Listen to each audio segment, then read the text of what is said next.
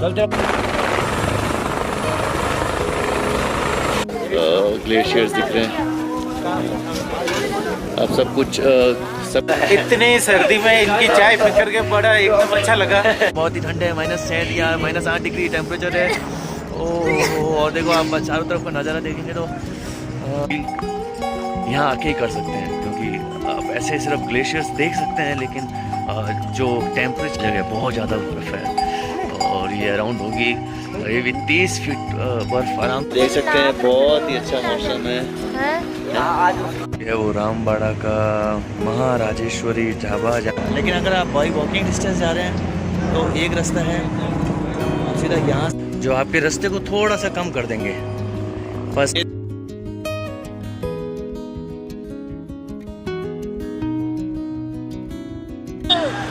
अब यहाँ से हमारी यात्रा स्टार्ट होगी। ओह इतना ठंडा है कि हार्ट सुन हो गए। ये रजिस्ट्रेशन की लाइन है, यहाँ पर रजिस्ट्रेशन कराना ज़रूरी है और आधार कार्ड है। और अगर आप लेडीज़ को आधार कार्ड देंगे तो वो आपका कार्ड जल्दी बनाएंगे, उसके बाद में शुरू करेंगे। और हमारे सर भी रेडी हो गए हैं जाने के लिए। हमारी यात्रा शुरू हो चुकी है। फैमिली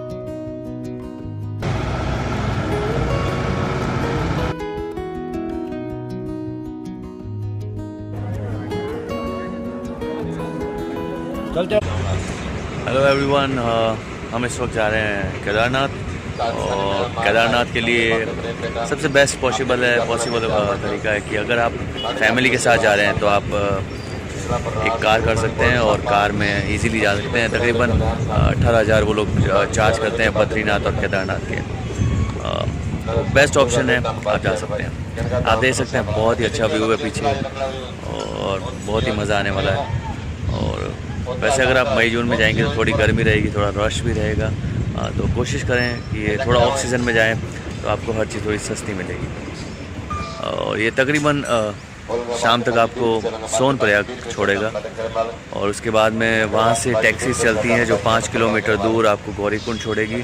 और वहाँ से उसके बाद में आपकी पैदल यात्रा शुरू होती है केदारनाथ के लिए। और ये देखिए हमारे साथी हैं जो हम दोनों जा रहे हैं केदारनाथ। और हमारी फैमिली भी है जो गाड़ी में इस कार में है और वो बैठे हैं।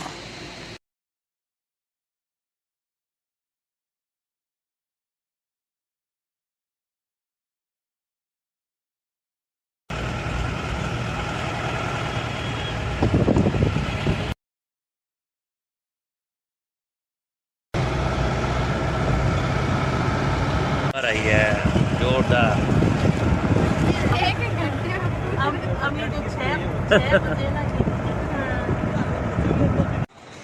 हेलो गाइस, अभी हम 40 किलोमीटर दूर हैं केदारनाथ के सोनप्रयाग से। उसके बाद में हमने बीच में एक होटल लिया और वहाँ पर ही हम रुके।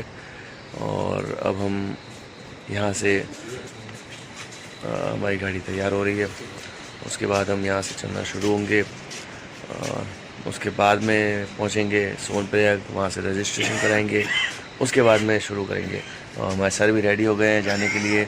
हमारी यात्रा शुरू हो चुकी है। फैमिली तैयार हो रही है। गाड़ी तैयार है। उसके बाद में हमारी यात्रा शुरू होगी। और ये हमारा हम यहाँ पर रुके। अगर आपको और एक चीज़ है, अगर आपको रुकना है कहीं पर तो आप जितना ऊपर जाएंगे सोनप्रयाग के पास में उतनी कॉस्टली होती जाएगी जो भी आप जहाँ ठहर रहे हैं।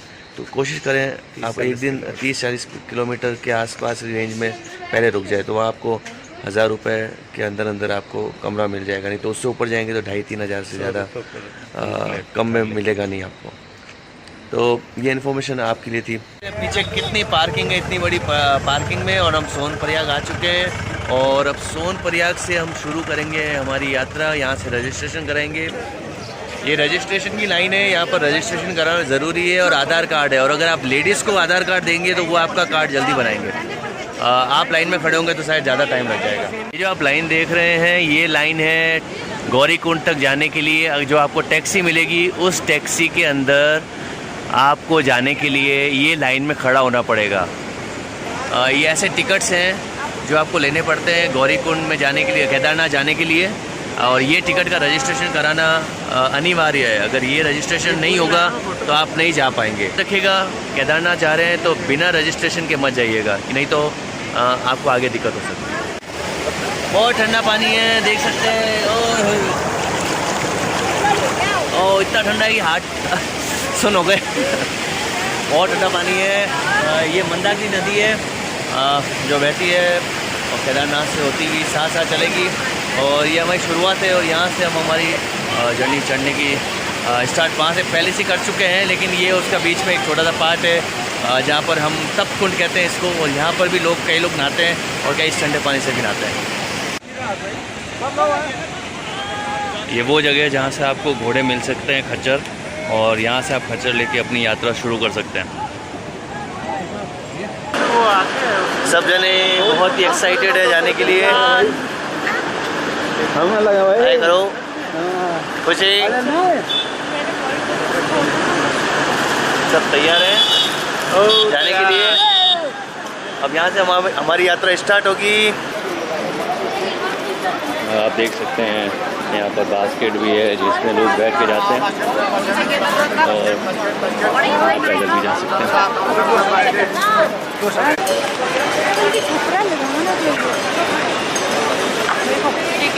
है आगे छपरा कहीं है।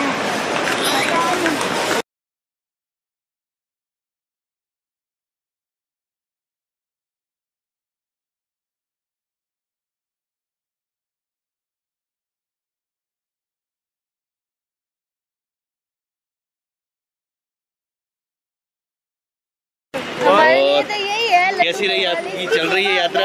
बहुत बढ़िया। आप हमारे चेक मुँह देख सकते हो। अभी 40 रुपए वाली लिम्का भी है, 60 रुपए देके। केला बहुत सस्ता है, 10 रुपए का एक केला है। और इसलिए मैं तो कह रहा हूँ आपको जो 30 रुपए किलो वाले लेके ही बैठो आप। और तरबूज क्या भाव है? तरबूज है पतला 10 रुपए की। 10 रुपए का पतला वाला पीस है यहाँ पे, बहुत ही पतला। दोनों हाथों से नहीं पकड़े तो बैंड हो जाएगी। लेकिन ये सब होने के बावजूद भी आप यहाँ के सौंदर्य को आनंद कर सकते हैं। नहीं हुआ है क्योंकि हमारे को लोग चिढ़ाएंगे। जय हो बाबा केदारनाथ की जय हो। और ये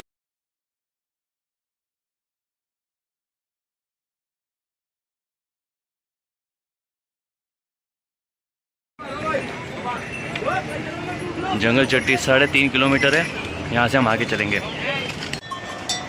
चढ़ाई चल रही है अभी, और देख सकते हैं बहुत चढ़ाई है, और कोई लोग खच्चर पे जा रहे हैं, कुछ लोग पैदल जा रहे हैं और कुछ पिट्ठू पे हैं। लेकिन हमने सेलेक्ट किया कि हम पैदल जाएंगे। हमारे साथ पूरी फैमिली है, लेकिन हम कोशिश करेंगे कि हम किला फतेह करें भोले बाबा के और पैदल पहुँचें।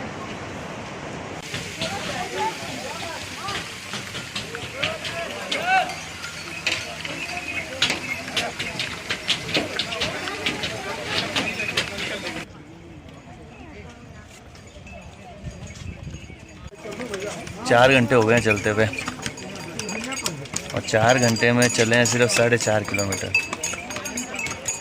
जितना केदारनाथ मूवी में दिखता है ना, कितना आराम से उसने पहुंचा दिया सुशांत ने, उतना आसान है नहीं, बहुत टफ है भाई। लेकिन अगर आपने सोच रखा है तो आप पहुंच सकते हो, इसलिए चलते रहो। और मेहनत के बाद में जब आप पहुंचोगे तो उस जीत का मज़ा अलग ही होगा, इसलिए रॉक ऑन। ये कुछ शॉर्टकट है जो आपके रास्ते को थोड़ा सा कम कर देंगे। बस ये थोड़ी चढ़ाई है, कहाँ बच्चे या जेंट्स चढ़ सकते हैं, लेडीज़ को चढ़ने में शायद दिक्कत हो।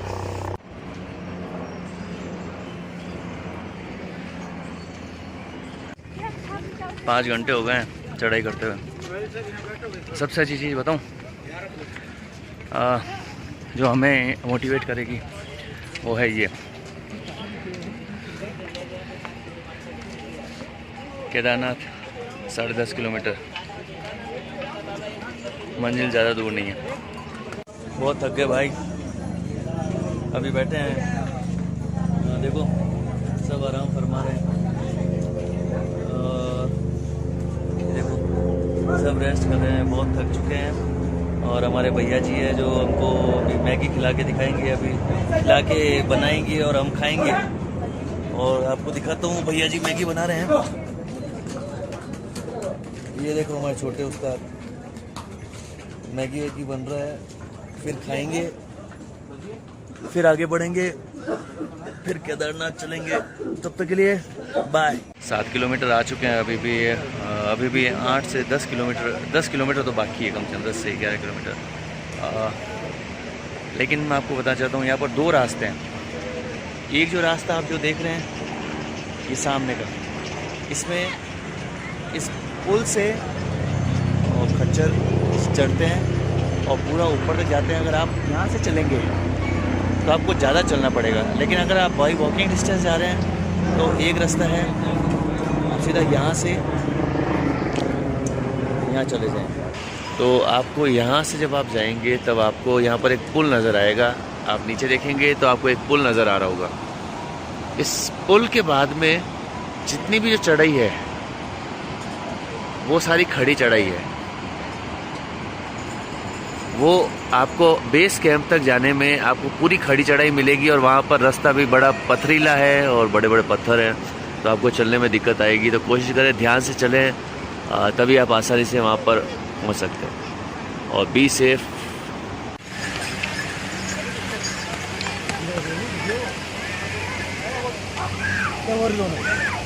हेलो गाइस, कल सर्दी इतनी थी और हमको पहले ही रुकना पड़ा। 7-8 किलोमीटर पार करके हम लोग रुक चुके थे और हमें कहीं पर नीचे ही रेस्ट करना पड़ा।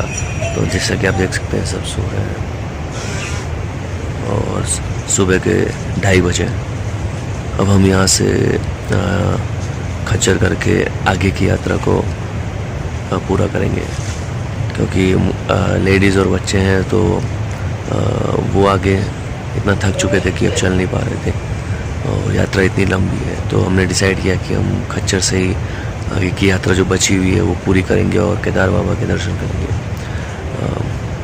तो आप इस तरह से रूम्स ले सकते हैं और यहाँ पर आपको आसानी से चाय के ढाबे हैं बड़े बड़े, वहाँ पर आपको 200 से 400 के रुपए पर पर्सन के हिसाब से आप वहाँ सो सकते हैं और आपको रजाई और गद्दे दोनों प्रोवाइड करेंगे। तो ये था सोने का। तब उसके बाद में नेक्स्ट आपको केदार बाबा के दर्शन कराएंगे। यह वो रामबाड़ा का महाराजेश्वरी ढाबा जहाँ पर हम लोग रुके थे। ये हमारे भाई साहब, इन्होंने हमें बड़ी गर्मा गर्म चाय पिलाई और वहाँ हमारे ओनर साहब सो रहे हैं और बड़ा मज़ा आया इनके साथ। चाय बड़ी स्वादिष्ट बनाई इन्होंने। तो अगर आपको रुकना हो तो महाराजेश्वरी ढाबा में रुकें। आपको यहाँ रहने की भी व्यवस्था है, खाने पीने की, चाय की सब व्यवस्था है और आराम से आप रह सकते हैं। तो क्योंकि एक दिन में पूरा चढ़ना तो पॉसिबल नहीं होता है, इसलिए आपको कहीं ना कहीं रुकना ही पड़ेगा। तो आप बेहतर है रामबाड़ा में रुकें और महाराजेश्वरी ढाबे में रुकें। और अभी हम खच्चर पे जा रहे हैं, ज़्यादा दूर नहीं है अब केदारनाथ। और आप देख सकते हैं सब लोग खच्चर पे बैठे हुए हैं। हमारे भैया जी भी पूरा मदद कर रहे हैं। और ये हमारे तीनों यात्री जो बाकी के जय, मनीषा मैम और खुशी सब खच्चरों पे हैं।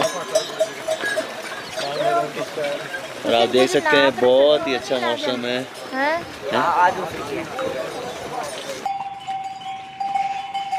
आप देख सकते हैं बहुत ही घना कोहरा है और हल्की सी बरसात भी हुई है। और ये ग्लेशियर्स है, बड़े ही बर्फीले एकदम, और रास्ता भी बड़ा ख़तरनाक है। उसके बावजूद भी लोग अपनी श्रद्धा से आते हैं और यहाँ पर दर्शन करते हैं केदार बाबा केदार के। और आप देख सकते हैं, अगर आप ऊपर देखेंगे तो आपको सारे बर्फीले ग्लेशियर्स नज़र आएंगे। बहुत ही ठंड है, माइनस में है टेम्परेचर है, अराउंड -5 या -6 टेम्परेचर होगा। बहुत ही सर्दी है। आप देख सकते हैं हर जगह बहुत ज़्यादा बर्फ़ है और ये अराउंड होगी अभी भी 30 फीट बर्फ़ आराम से जमी हुई होगी। और देख सकते हैं बहुत ही हाइट है बर्फ़ की और बहुत ही ठंड है।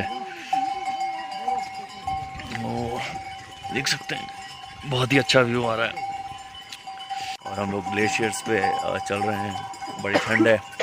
हमारे पीछे भी हमारी फैमिली चल रही है और सब जने खच्चर पे हैं। आप देख सकते हैं पीछे कितना बर्फ़ है, अभी भी जमा हुआ है। और इस वक्त ये जून चल रहा है और ये 12 जून है और अभी भी यहाँ पर इतनी बर्फ़ है। और आप फील यहाँ आके ही कर सकते हैं, क्योंकि आप ऐसे सिर्फ ग्लेशियर्स देख सकते हैं, लेकिन जो टेम्परेचर है वो यहाँ आके ही फील होता है कि कितनी ठंड है यहाँ पर और कितना आपको कंट्रोल करना पड़ता है। और बरसाती और ये सब आपके पास होना बहुत ज़रूरी है, क्योंकि यहाँ कभी मौसम बदलता है और बरसात हो जाती है। तो अब हम तकरीबन बेस कैंप पहुँचने वाले हैं, उसके बाद में हम बाबा केदार के दर्शन करेंगे। तो हम मिलते हैं वहाँ पर।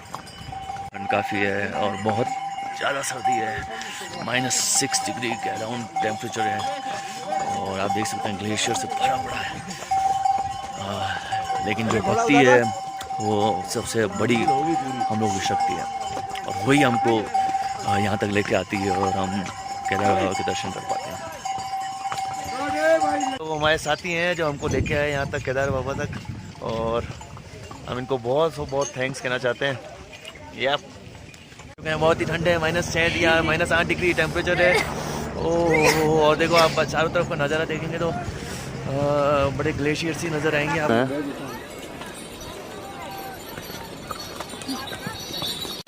और देखिए बहुत सर्दी है और हम लोग पहुंच चुके हैं बेस कैंप के बहुत पास में। ये देखो पीछे और आप देख सकते हैं ये भैया जी है, इन्होंने हमें चाय पिलाई, मज़ा आ गया। आप तो कभी जाके पता चल रहा है। और हम भी यहाँ पे बैठे हैं इस समय, फोटो आनंद ले रहे हैं हम यहाँ पे। आप तो रोज आनंद देते हो, हम लोग आज पता चला क्या मौसम होता है। बस, और आप इनके जस्ट इनके शॉप के बाहर अगर देखेंगे तो नज़ारा जिसके बुला रहे हैं इस समय, बस यही हमारा काम है। इतनी सर्दी में इनकी चाय पी करके बड़ा एकदम अच्छा लगा। और धीरे धीरे हम बहुत शुक्रगुजार हैं इनके। ठीक है। और आप बाहर का व्यू देखेंगे तो बहुत ही बेहतरीन है। देखिए जो बादलों का गुच्छा है वो और नीचे तक जा चुका है और इसके जस्ट ऊपर अगर आप देखेंगे तो आपको ग्लेशियर्स नजरेंगे।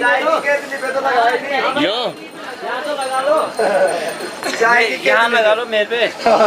यही वो रामबाण तरीका है जिससे आप सर्दी से बच सकते हैं वापस चढ़ाई करने के बाद में। अरे से प्रवीण कुमार शर्मा मुक्ति प्राप्त कर रहे हैं। मेरे हाथ की चाय पी लो। ये देखो ये हाथ में कंपन हो रहा है, इतनी सर्दी एकदम लगती नहीं है कि ये चाय पता नहीं चल एकदम रहा है कि गर्म। हाथ में कपड़े भी है कि नहीं। देखो धुआं, देखो धुआं। देख सकते हैं ये पीछे तूफान जो आ रहा है, देखिए पूरा पीछे वाइट हो चुका है और ये कुछ ही देर में हमको अपने अंदर ले लेगा और हम कुछ भी यहाँ पर दिखाई देने वाला नहीं है। आप देख सकते हैं और ये बहुत नज़दीक आ चुका है। और अभी जो आप ये सब देख रहे हैं, मुझे नहीं लगता आप थोड़ी देर में ये सब देख पाएंगे। और ये देखिए जिस तरह से मूवमेंट हो रहा है, ये बहुत ही तेज गति से आगे आ रहा है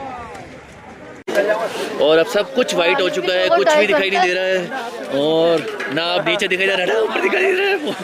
बहुत टू मच होती वहाँ थी तो। और आप ये मैं आपको बता दूं, हम जहाँ से आए हैं आओ भाई आओ, ये भी देखो ये श्रद्धालु आए हैं। ये जून का महीना है, ये जून का महीना है और जहाँ पर टेम्परेचर 48 डिग्री रहता है और वहीं उसी और यहाँ पर जो टेम्परेचर वो -10 के आसपास पहुँच चुका है। और देखिए आप पीछे की तरफ पूरा कोहरा हो चुका है, जहाँ भी हमको बिल्कुल साफ नज़ारे दिख रहे थे, ग्लेशियर्स दिख रहे थे, कुछ भी नहीं दिखाई दे रहा है।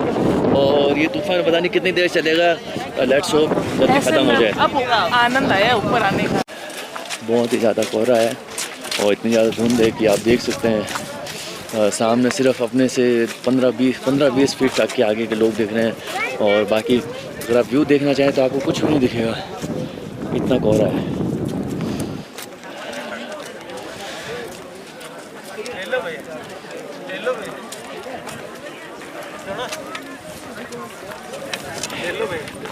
और बड़े हिम्मत बनाते हुए आ रहे हैं।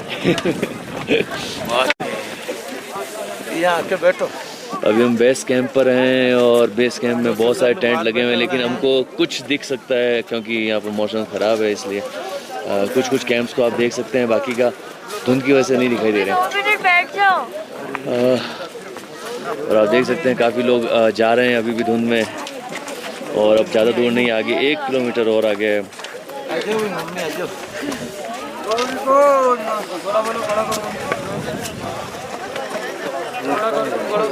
और मौसम साफ होते हुए आप देख सकते हैं ग्लेशियर्स दिख रहे हैं। अब सब कुछ नज़र आने लगा है एकदम से, कोई दूर नहीं। अब हम आ गए हैं बेस कैंप और मंदिर हमसे जस्ट 1 किलोमीटर आगे है और मैं आपको जूम करके दिखाता हूँ कहाँ पर है मंदिर।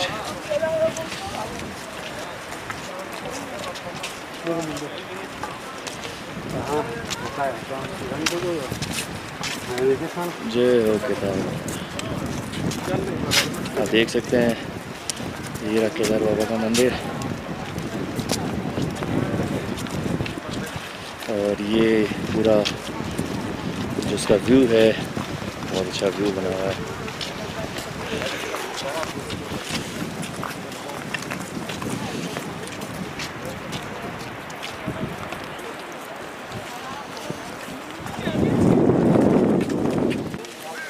ये देखो यहाँ से तो दिख रहा है ये लिली गढ़वाल विकास समिति केदारनाथ धाम आपका हार्दिक स्वागत है। क्या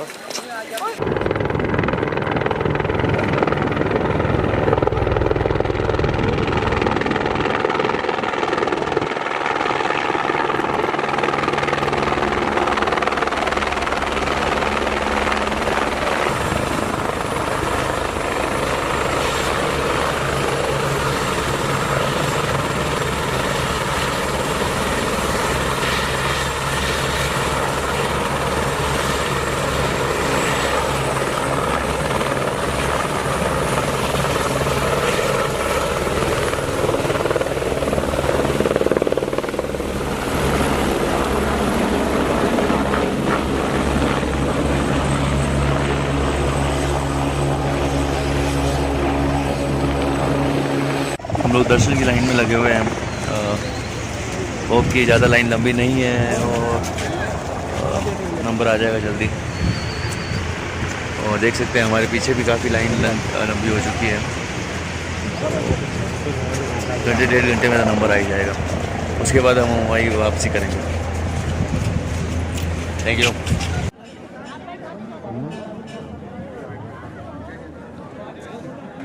चलते रहो आगे बढ़ते रहो भाई। यार हम पहुंच ही गए केदारनाथ और हमारे दर्शन भी हो गए हैं और हम लोग काफ़ी खुश हैं और हमारी थकान भी मिटती हुई नज़र आ रही है और पूरी थकान मिट चुकी है।